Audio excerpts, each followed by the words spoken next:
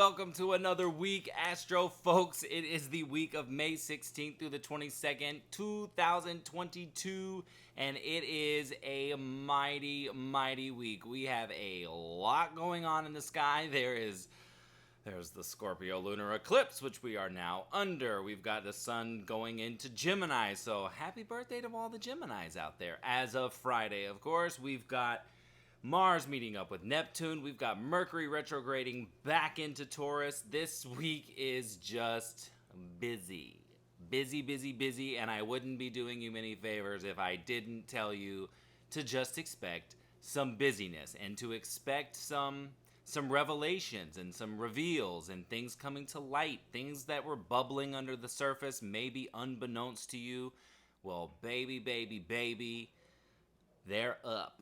And they're coming up, and they might have already started coming up for you. Remember, we have been in eclipse season since the middle of April, and we are going until the end of this month. That Gemini new moon in 2 weeks' time on May 30th will take us out of eclipses, and then June, at least we get to end this Mercury retrograde, which just has a lot of potent energy. It's split between Gemini and Taurus. And Gemini is the way we speak, the way we think, the way we talk to others, the way we talk to ourselves. And then Taurus, as of Sunday, how we value ourselves, how the relationships that we value, that value us in return, and the ones that don't. We are reviewing relationships, and the past relationships that are coming up for you, well, those are the ones that need evaluation. And how have certain relationships made you think about yourself? And your self-worth, and your sense of self-value. What relationships are inspiring you into positive action, into positive growth, into positive expansion, and what others are being exposed for doing the exact opposite? And that's what that Scorpio lunar eclipse is really serving. It is saying, you know what? I need to let you know that this is what's been going on behind the scenes. So whatever you hear for the next 2 weeks especially, you are absolutely destined to know these things. You are meant to see what you see. You are meant to experience what you're going to experience. And I want you to embrace that. Good, bad, ugly, or indifferent. Embrace the things that come up. And some of which might be coming up from your own self-talk, your own brain. You might have your own revelation. I don't want to put off this idea that eclipses have to be some event. A lot of times there are events that are memorable and stick with us, and we think back to each chapter, as I like to call them, and go, oh yeah, that was when X, Y, and Z happened, or that's when person X told me about person Y and I figured out Z. You know, it's not always that. Sometimes it is a deep, personal, metaphysical experience, especially when we're talking about Taurus and Scorpio energy. Scorpio is all about the metaphysics. It is all about what's hidden beneath the surface. It's all about what happens behind the scenes, the things we do, the people we are when there's no one watching. All of those types of themes and areas are up for grabs now, and they are up for digging up. They're up for the universe to say, hi, I'm going to shine a big old light on top of you.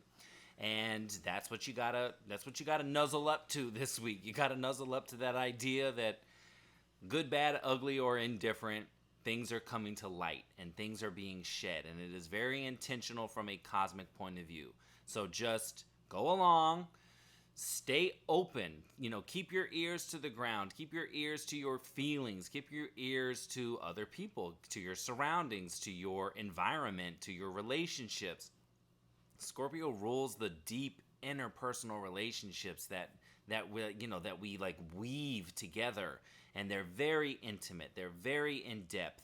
And there's layers of trust, and trust might be a theme right now for you where do you feel like you can trust the people around you? Do you feel like you can trust your partner? Is trust an issue? How is trust playing out in your relationships? And is that a layer of something of the revelations that you've been having since mid-April, when the eclipse season officially started? So we know that the whole season of eclipses is 2 weeks leading up to the first eclipse. In this case, it was the Taurus solar eclipse. So we had the 2 weeks before, we had the 2 weeks between the new and now full moon, and then we have the 2 weeks after the full moon. And then the following new moon, which in this case is the Gemini new moon on May 30th, will usher us out of eclipses, and now we take this evolution, this story that is now getting its second chapter. Go back to November, December of 2021. That was our first chapter of this story. Where were you? How were you thinking about yourself? How were you feeling about yourself? How were you feeling about your relationships, your situation, your job, your collaborations? Everything. How were you? Where were you? Who was around? And now what is the second chapter? How is that playing out for you? You've got 2 more weeks of chapter 2. So we drop a pin in November, December 2021, and we're always going to drop that pin. When we have eclipse season come October, November, I am going to ask you to look back to these 2 pin drops.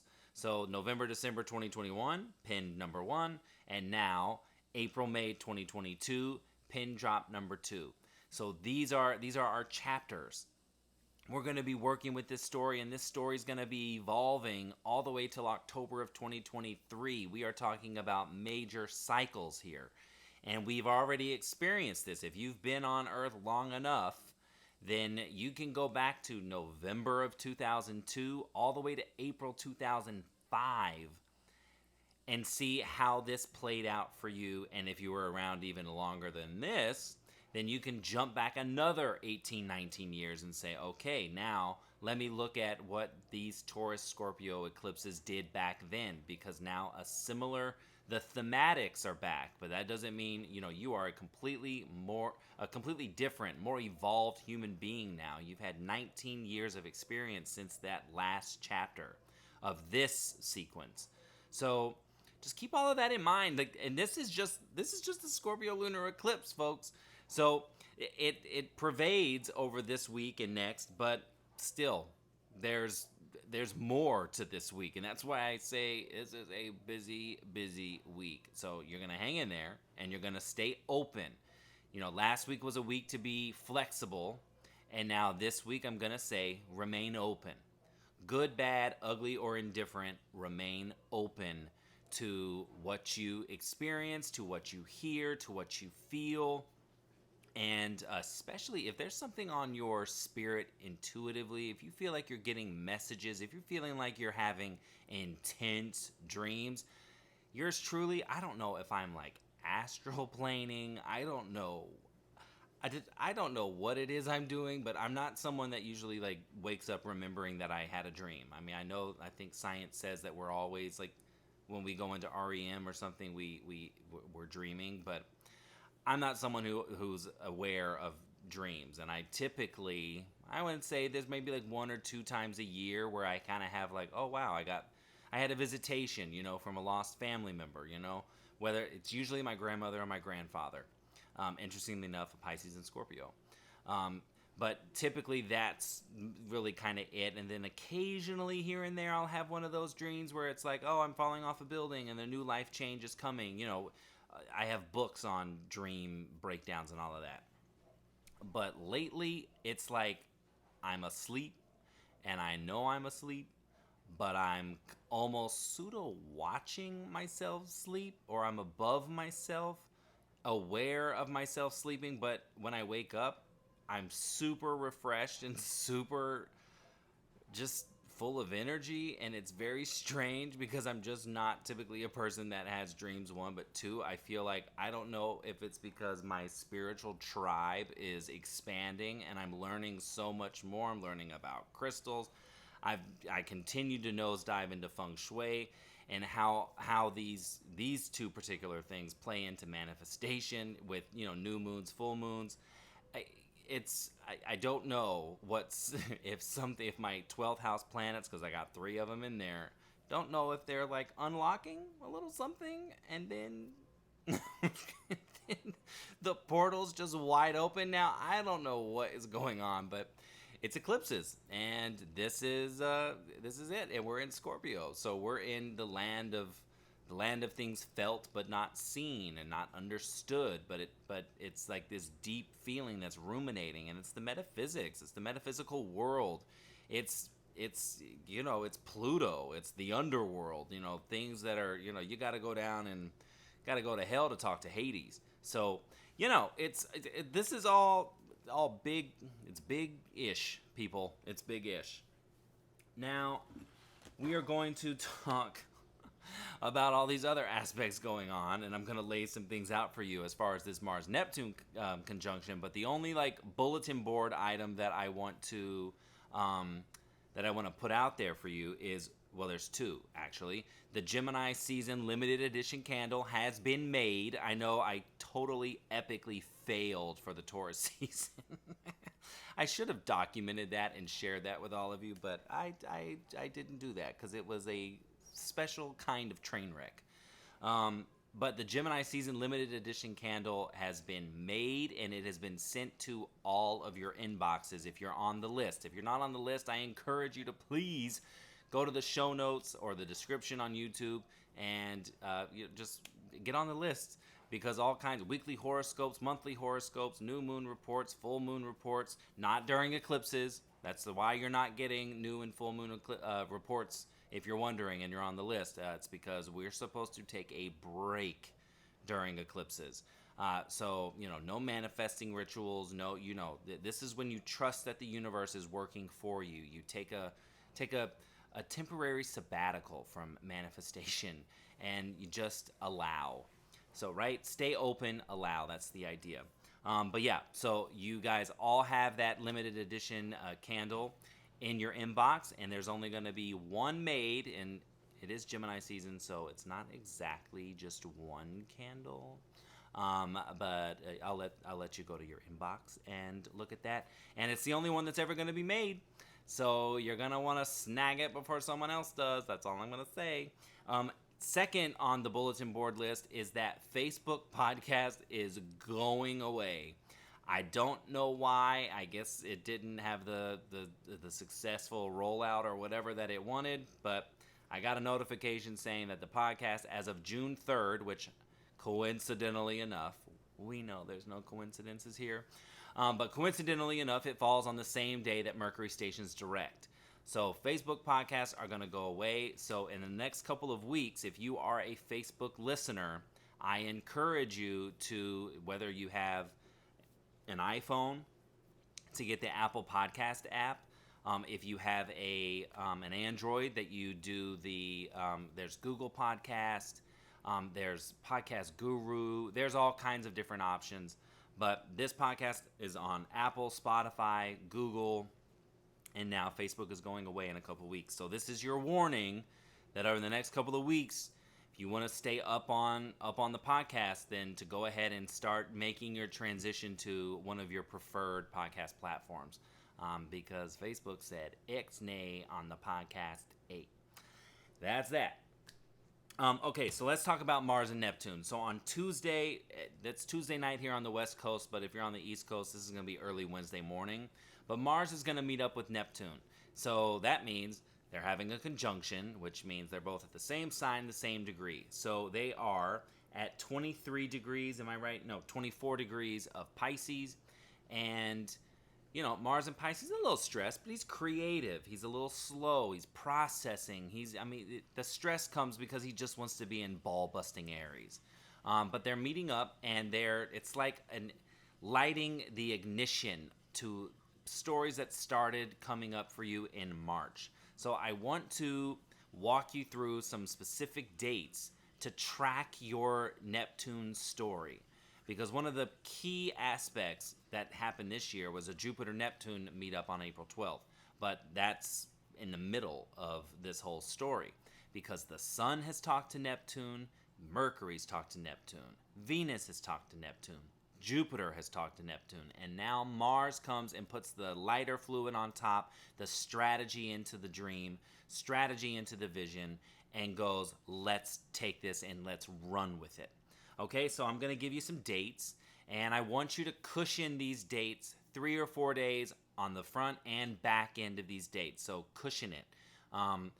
because you're going to see, I've already gone back and done this for myself, and it's inspiring. The trajectory is inspiring because in the beginning of these aspects, which starts with the sun meeting Neptune on March 13th, the beginning of these, I wasn't in the best, just wasn't in the best space, in the best mindset. I was beginning to like come to life after like things had taken place in my life last year, and like in recovery mode, right? But it was like, oh, okay, I kind of like I think I have an idea here. I think I'm kind of coming out of the fog.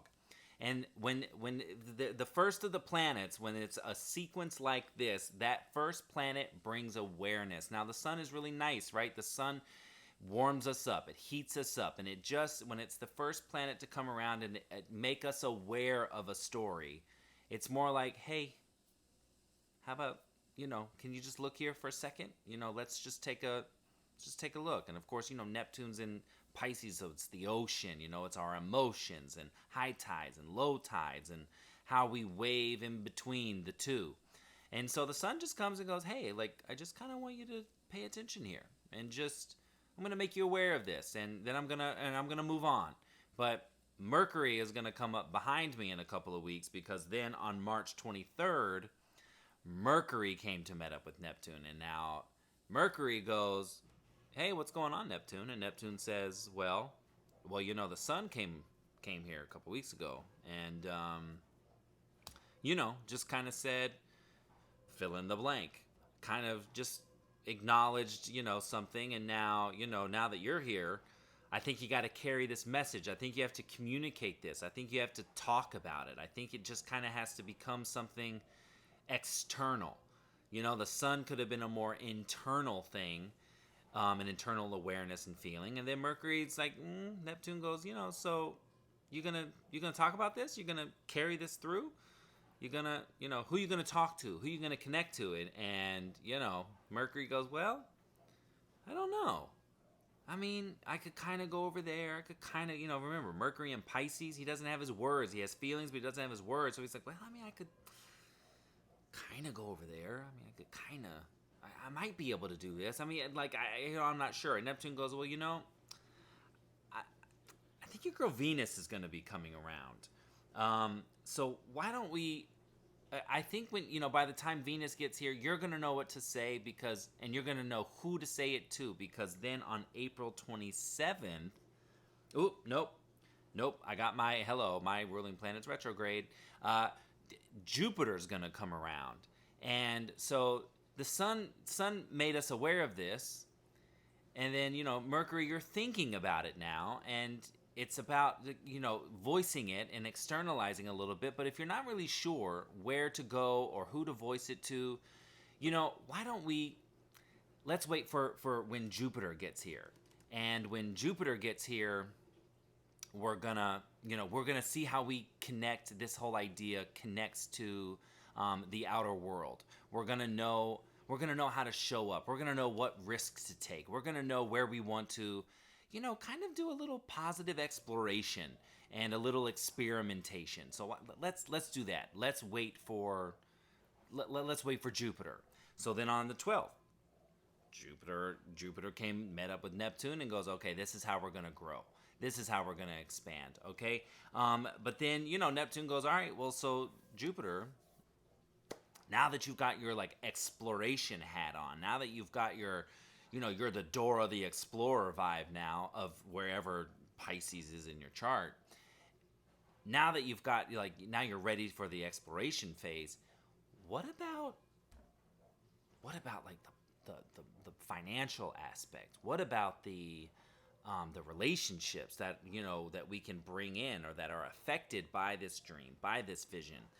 And so then Venus comes around on April 27th and goes, these are the relationships. This is your source of money. This is the source of your desire. This is where we can start making alignments as far as what it is you actually want, and who is actually appropriate for getting you to where you want to go, or that's just part of your story, part of this message. And now, this week, Mars comes around, a couple weeks after Venus, And because then Neptune goes, well, Venus, so what's the plan? How do you want to do this? And Venus goes, well, to tell you the truth, I don't know. I mean, I'm in la la land here. I mean, I'm just being a hopeless romantic. I just want to cuddle up and nuzzle up to my person. Like, I don't know about all that action stuff. And Neptune goes, okay, all right.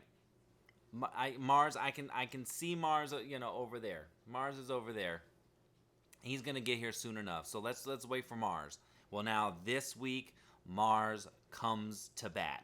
Mars comes to play. And Mars says, okay, I know that the Sun, Mercury, Jupiter, and Venus have all come to play. They've all come to bat. They've all come and nosedived into the deep with you, Neptune. And now it's go time. I'm ready to throw some lighter fluid on this. I'm almost in my favorite sign, but I needed to get to you first before I decide where I'm going to put all this igniter fluid. And before I know the direction, I know I needed to talk to you. So now I'm talking to you after my predecessors have come already, and now I'm ready. And I'm gonna put some strategies together, and I'm gonna be full systems go. So those are the dates I want you to think about, and that's kind of the story. That's what these planets, that's how they're interacting with each other in your life. So go back and track those dates. Now, I do want to say that there's a couple nuances that are going to be added into this story. One is December 26th through the 28th. Juno, the comet of relationships, marriages, and partnerships, comes and meets up with Neptune. And then at the end of January of 2023, Vesta, the home and hearth, on January 24th of next year, comes and meets up with Neptune. And then this whole story is like in our body, because Vesta is how we take care of ourselves, how we show up for ourselves. It's like your body is your temple type of thing. So by the end of January next year, this story is so in us that we're going to be looking back to this time going like, how was I ever in that first place in March where I was downtrodden, when I was second guessing, when I was doubtful, when I just wasn't sure of my direction, or whatever it was for you. I'm speaking on, at least my experience. And hopefully your story has only gotten more inspiring and motivating as you've been going on, because I'm speaking for myself when I say that was my experience. It's like, oh wow, now that I'm here at the Mars week, I'm ready to go. Like, I'm like, oh yes, let's go. I've got strategies in mind. I've got all kinds of ideas running and things that I've been up to. So, I'm hoping that the same is for you, that if you were down in March, that now you're getting into that action mode, go mode, because it's available to you. And that does make, I want to say this now before I forget, that remember, this is a general reading for everyone.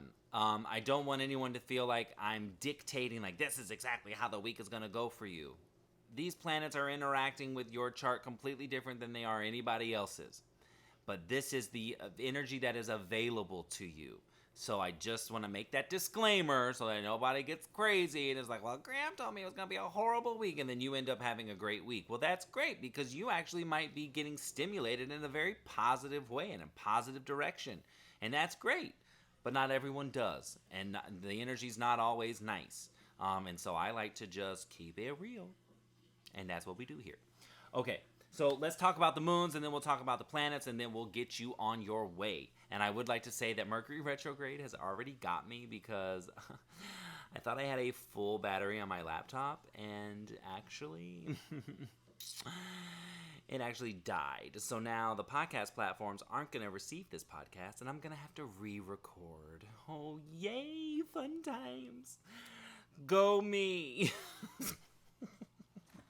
So I can move my mic here, and we'll just keep this one for the YouTubes, okay? That's what we're going to do.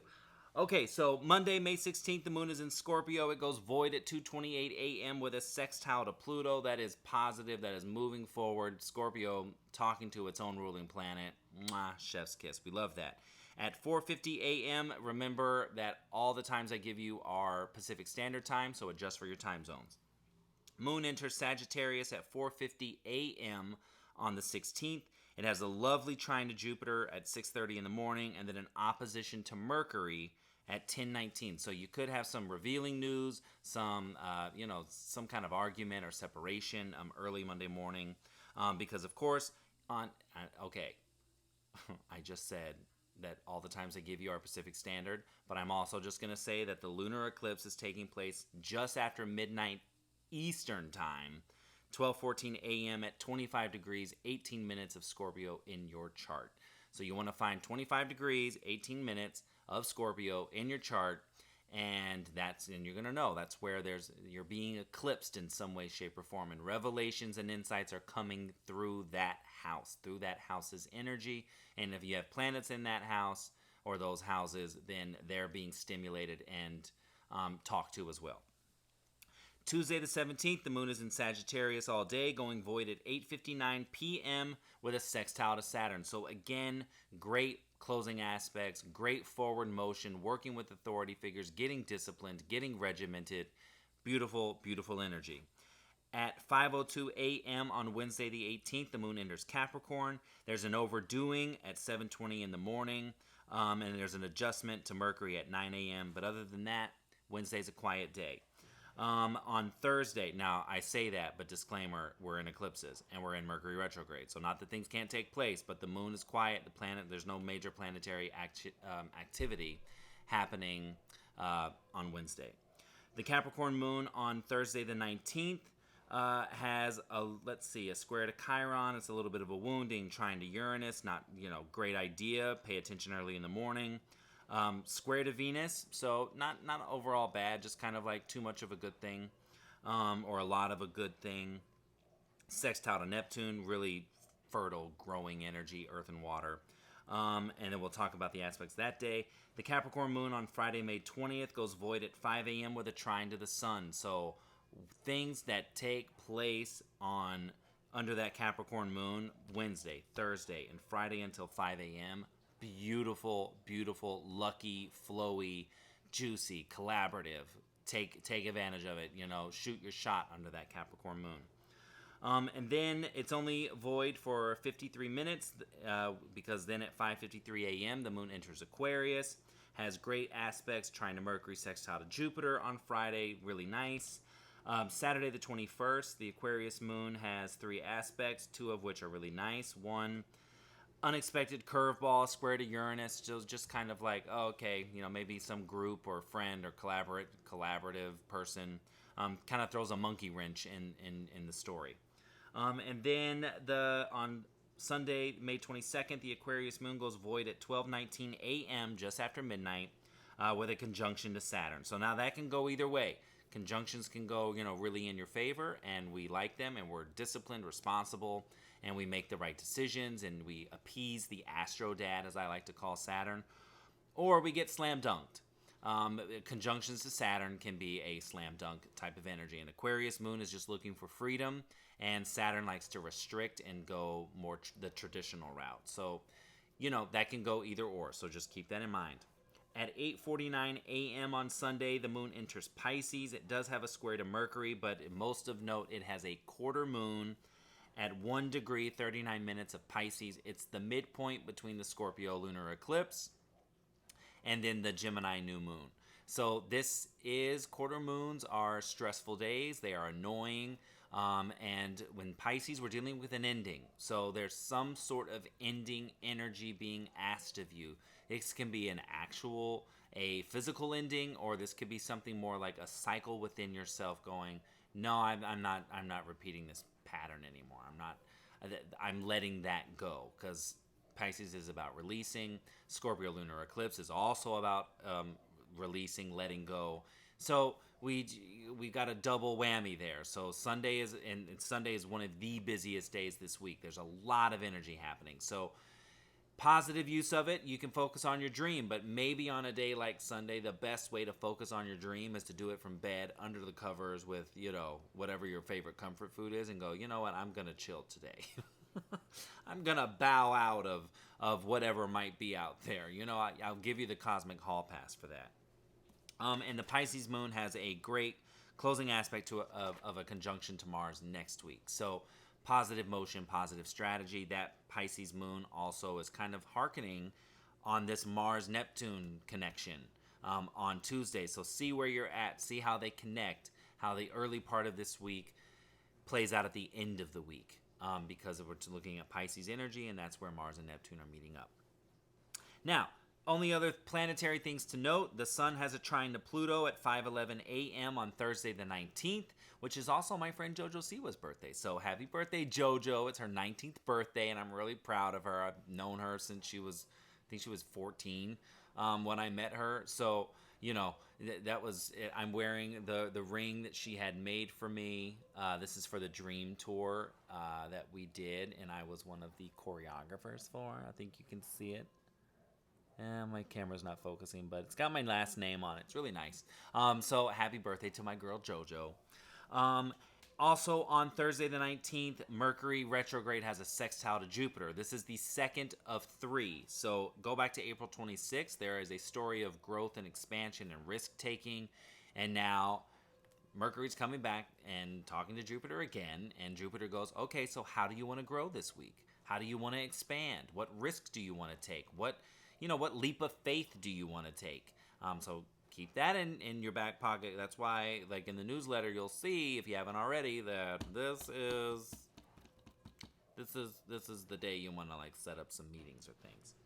Then on Friday, it's Gemini, every Gemini's favorite day. The Sun enters Gemini at 6:23 p.m. So that means if any babies are born 6:22 p.m. and earlier, they are a Taurus. But if they're born from 6:23 and later, they are a Gemini. So, there's like the whole like cusp baby thing. But I just want to say, like, the Sun enters a sign at a specific time. So if you're like a cuspy, that's why you need your time. Because if you're born the day the Sun switches, you need to know what time. Because the Sun could have switched at 11:59 p.m. or it could have switched at like 1:01 a.m. And depending on where you're at, you might be a different sign than you think. So that's why your time is important. Then on Saturday, the Sun meets up. It combusts Mercury retrograde. So everybody's going to think they're right. Everybody's going to think that it's their way or the highway. So if you get into some kind of argument or tense situation come the weekend, table it. Table it until the skies are nicer. When the Sun combusts Mercury, especially when he's retrograde. And in Gemini, this is right before he shifts into Taurus on Sunday.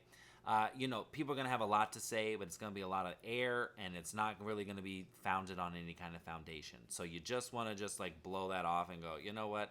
I think I'd rather let us both cool off, and before we say something that we regret, and let's come back to this conversation. That's the ideal. I'm giving you the ideal. I don't know how real it is for, when we're in it, but I'm just giving you the ideal. Then on Sunday, Mars has a sextile to Pluto. Remember, Jupiter had his sextile to Pluto. I don't think that was last week, wasn't it? No. It was back on May 3rd. So you can go back then, and Jupiter had a sextile to Pluto, and now Mars is coming and go, okay, now how do we want to do that? How do we want to work together? How do we want to change and transform? Mercury retrogrades back into Taurus at 6:15 p.m. on Sunday, and in addition to the quarter moon on Sunday, but also the node is direct. So starting on the 22nd all the way through next week, the nodes will be direct. So I just want to leave you with this message that we are building up to another week of fated decisions, events, communications, proposals, decisions. The fate is going to be in your hands, and like this week is preparing you for those fated events. Okay? And now this is what's available to you. Remember, so you can either get out there and work this energy, or you can lay idle and watch it go by. Okay? So with that, have a wonderful week. I will be seeing you on social media, of course, and all the things you need to know to connect with me, they're all in the show notes. And I can't say on your podcast platform yet because I had technical difficulties. Imagine that for a Mercury retrograde. Cool. Okay. Best of luck to you. So much love to you, and cosmic hugs for all of you. I'll be seeing you around. All right. Have a great week.